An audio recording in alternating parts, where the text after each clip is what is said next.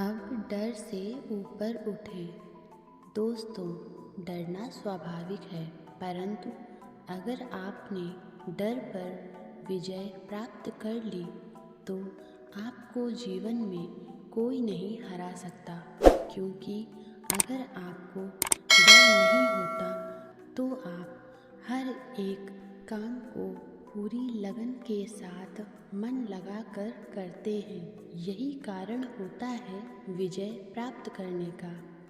अब डर से ऊपर उठें। हम सभी जीवन में कभी न कभी भयभीत हुए हैं।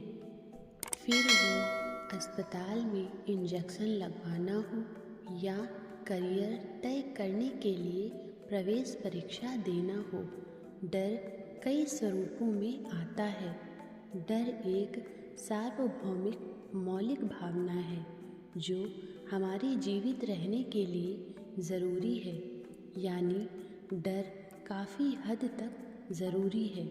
डर मानसिक और भावनात्मक रूप से होता है। अतीत की बुरी यादों को लगातार याद करते रहने या भविष्य की आशंकाओं के बारे में लगातार सोचते रहने से डर इतना ज़्यादा बढ़ जाता है कि वह जिंदगी से बड़ा हो जाता है।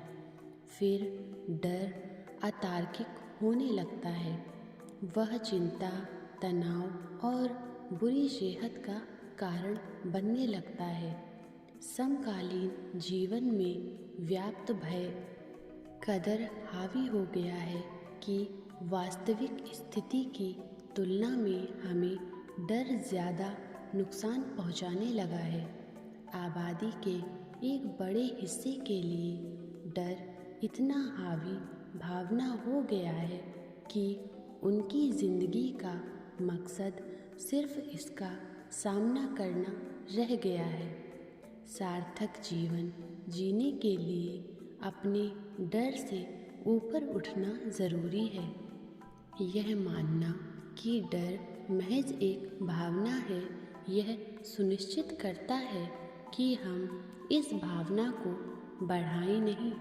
अक्सर खुद को सही जानकारी और आंकड़े देना तथा विषय पर विशेषज्ञता हासिल करने से डर को दबाने की शक्ति और आत्मविश्वास मिलता है। मशहूर टोस्टमास्टर क्लब लोगों का सार्वजनिक मंच पर बोलने का डर दूर करने के लिए संवेदनशीलता को व्यवस्थित ढंग से कम करने का काम करता है। तकनीक में समय के छोटे छोटे हिस्सों में खुद को डराने वाली स्थिति में डालना और धीरे धीरे जोखिम समय बढ़ाना शामिल है। हर बार इससे हमारी तर्कसंगतता मजबूत होती है और आखिरकार हमारा दिमाग तिल का ताड़ बनाना बंद कर देता है। डरते डरते जीना हर पल मरने जैसा है।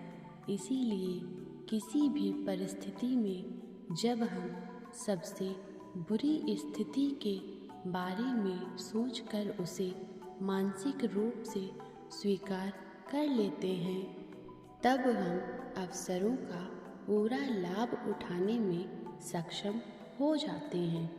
वैदिक दृष्टिकोण हमें डर पर काबू पाने के लिए गहन अंतर्दृष्टि देता है। यह भय को गहरी बीमारी का लक्षण मात्र मानता है, यानी मन की आसक्ति और आसक्ति के विषय से संभावित नुकसान। उदाहरण के लिए संपत्ति से आसक्ति या लगाव से गरीबी का भय पैदा होता है।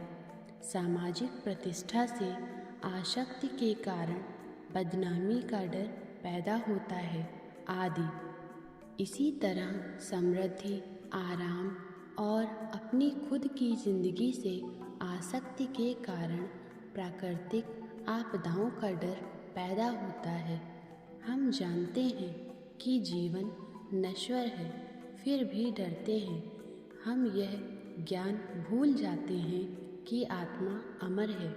ऐसे ज्ञान पर चिंतन हमें मृत्यु के भय से ऊपर उठने में मदद करता है। जब हम मानसिक रूप से अपने कंफर्ट जोन से आसक्त रहते हैं, अपनी परिस्थितियों, हमारी जीवन योजनाओं के मन मुताबिक नतीजे चाहते हैं, तो डर इसका स्वाभाविक नतीजा होता है। इनसे ऊपर उठने का एकमात्र तरीका है कि हम सर्वश्रेष्ठ करने पर ध्यान केंद्रित करें और किसी भी परिणाम को ईश्वर की इच्छा के रूप स्वीकार करें। जब हम दिल से स्वीकारेंगे कि भगवान जो कुछ भी तय करते हैं वह हमारे जीवन के लिए सबसे अच्छा है, तब हम नदी की तरह बहना सीखेंगे, तो परिणामों से आसक्ति खत्म होगी। यह मानना कि डर महज एक भावना है, यह सुनिश्चित करता है कि हम इस भावना को अपने अंदर बढ़ाएं नहीं। महाभारत युद्ध के दौरान जब दादा भीष्म ने अर्जुन को मारने का संकल्प लिया था, तो भगवान कृष्ण भी पांडव वंश के बाकी लोगों के साथ चिंतित हो गए थे। आधी रात में जब वे अर्जुन को सांत्वना देने पहुँचे, तो अर्जुन खर्राटे ले रहे थे। जागने पर अर्जुन ने समझाया कि जब भगवान स्वयं उनकी सुरक्षा के लिए इतने चिंतित थे, तो उन्हें डरने का कोई कारण नहीं था। भय पर विजय पाने का सबसे सरल और शक्तिशाली साधन पूर्ण विश्वास है कि ईश्वर और गुरु हमारे साक्षी हैं और रक्षक हैं। जैसे जैसे हम सर्वशक्तिमान के प्रति समर्पित होते जाते हैं, हमारे भय लुप्त हो जाते हैं। हमारा केवल एक ही मन है। भय पर चिंतन की बजाय परमात्मा का चिंतन करें। अकेलापन, साथियों के दबाव, आर्थिक असुरक्षा आदि से संबंधित आशंकाओं से हमें मानसिक रूप से कमज़ोर करती हैं, जबकि ईश्वर पर ध्यान केंद्रित करने से हमारा उत्थान होता है। ईश्वर दिव्य नामों, रूपों, गुणों, लीलाओं, निवासों या संतों का ध्यान करके अपने आप को भय से दूर करने के लिए प्रेरित करें। दोस्तों, ये वीडियो आपको कैसा लगा हमें कमेंट करके ज़रूर बताएं। ऐसी ही महत्वपूर्ण जानकारी के लिए और ऐसी ही वीडियोस को देखने के लिए चैनल को लाइक, शेयर, सब्सक्राइब करें। धन्यवाद। यहाँ दी गई जानकारी सामान्य मान्यताओं और जानकारियों पर आधारित है। चैनल इसकी पुष्टि नहीं करता है।